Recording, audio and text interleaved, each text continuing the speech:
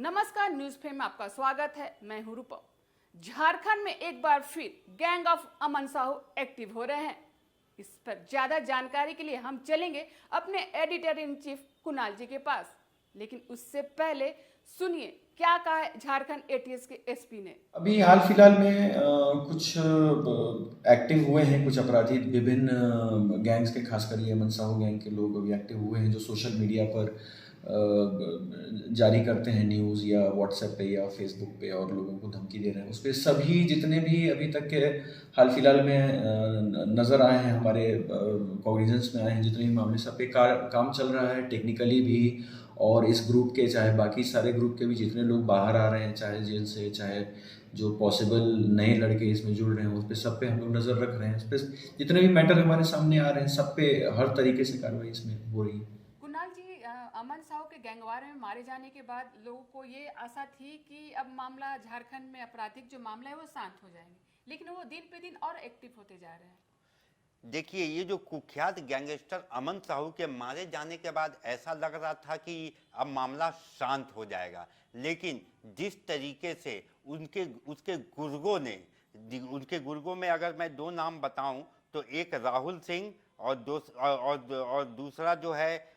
आज़ाद सिरकार। तो आज़ाद सिरकार और राहुल सिंह के नाम पे ये गैंग जो है वो फिर से एक्टिव होने की कोशिश कर रहा है, और ख़ास करके सोशल मीडिया के जरिए। पिछले दिनों हमने देखा कि फेसबुक पे आज़ाद सिरकार ने लिख कर ये धमकी दी विपिन मिश्रा को, जो कि रांची के कोयला का कारोबारी हैं, कि एक बार तो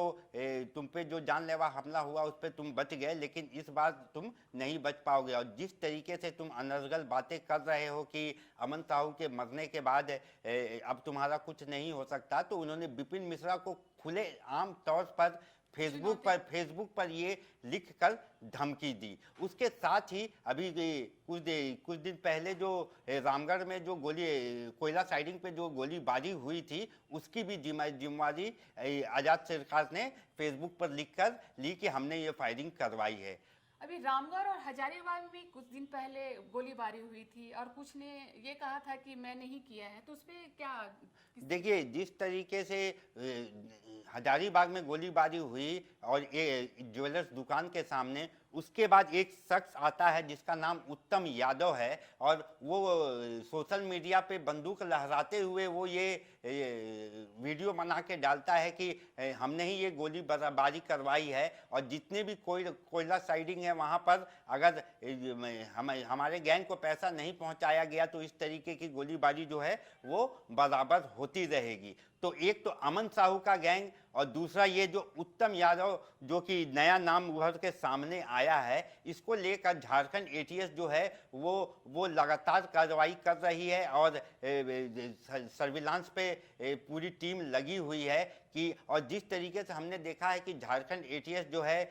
इन अपराधियों को लगाम लगाने में काफ़ी अव्वल दर्जा उन्होंने प्राप्त किया है, और काफ़ी टाइम से इन आपराधिक गतिविधियों को कम करने के लिए झारखंड एटीएस लगातार लगी हुई है, और इनकी धरपकड़ भी जारी है। तो आपको नहीं लगता कि झारखंड पुलिस के लिए एक चुनौती आ गई है? जी देखिए, पुलिस के लिए तो ये चुनौती है ही, और खास करके आम जनता की सुरक्षा को लेकर जिस तरीके से अमन साहू का इनकाउंटर होने के बाद ये लगा कि अब झारखंड में ये जो गैंग है या गैंगवार है ये खत्म हो जाएगा, लेकिन जिस तरीके से ये दो गैंग अब फिर से एक्टिव होते हुए नजर आ रहे हैं, खास करके सोशल मीडिया के जरिए, तो ये अब यहाँ से झारखंड एटीएस जो है वो पूरी मुस्तैद हो गई है, और इनको पकड़ने के लिए सारी टीमें जो है वो लगी हुई है। मैं आपको बता दूं कि विपिन मिश्रा को जब इन्होंने धमकी दी, उसके बाद से ही एटीएस जो है वो अजीत सिरकार और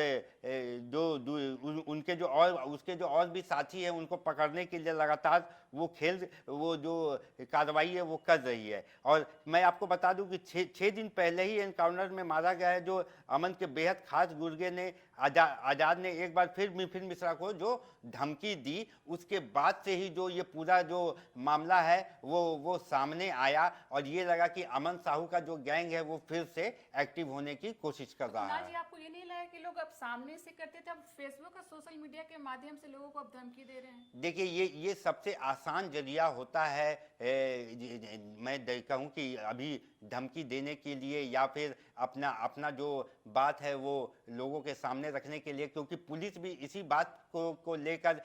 अभी कार्रवाई कर रही है कि इनका जो फेसबुक अकाउंट है वो कौन चला रहा है, वो कौन हैंडल कर रहा है। तो ये पूरे वर्ल्ड के किसी भी कोने में बैठ के ये फेसबुक या दूसरे अकाउंट में कुछ भी डाल देते हैं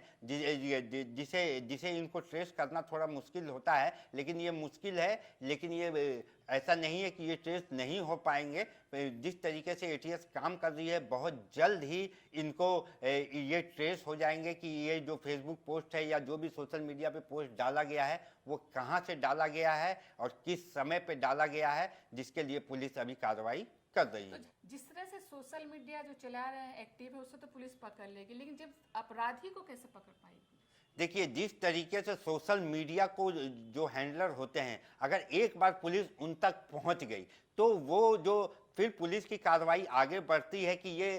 कहाँ से ये पोस्ट डाला गया, किसने ये पोस्ट डाला, फिर कड़ी दर कड़ी बनाकर पुलिस जो है वो मुख्य अपराधी तक पहुंचती है। तो इसके लिए सबसे पहले पुलिस को ये करना होता है कि वो पहले जो सोशल मीडिया हैंडलर है उस तक पहुंचे, उसके डोमेन तक पहुंचे, वो कहाँ से पोस्ट हुआ और वो कितने बजे पोस्ट हुआ, कहाँ से पोस्ट हुआ और कैसे पोस्ट हुआ, इन सारी जानकारी को जुटाने के बाद पुलिस जो है उसके आगे की प्रक्रिया को शुरू करती है सर्विलांस के जरिए कि ये जो भी अपराधी हैं, अमन साहू के गैंग का हो गया या उत्तम यादव हो गया, ये दूसरे लोग जो हो गए, ये कहाँ बैठे हुए हैं, कहाँ से अपना जो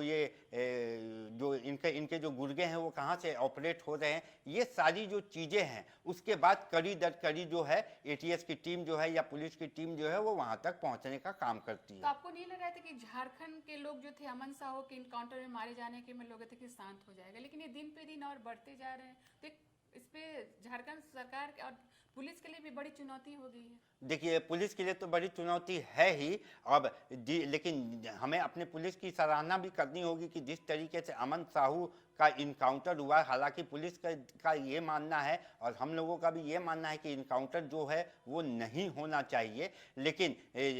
जिस तरीके से डीजीपी ने भी कहा कि अगर अपराधी जो है वो पुलिस पर हमला करते हैं तो पुलिस को अपनी बचाई कार्रवाई में ये काम करना पड़ता है। तो लेकिन जिस तरीके से अमन साहू का आतंक पूरे झारखंड में फैला हुआ था, लेकिन उसके बाद उसके मरने के बाद ये लगा कि ये आतंक जो है वो कम हो जाएगा, लेकिन अब जिस तरीके से फिर से ये जो गैंग एक्टिव हो रहे हैं, इसे देखकर पुलिस की सरदर्दी जो है वो बिल्कुल बढ़ी हुई नजर आ रही है। तो ये थे अमन साहू गैंग की बात। झारखंड के लोग सोचे थे कि अमन साहू के मरने के बाद झारखंड में आपराधिक गतिविधियां कम हो जाएगी, लेकिन एक पुलिस के लिए बड़ी चुनौती हो गई है। तो अगले एपिसोड में फिर मिलेंगे आपके साथ। नमस्कार।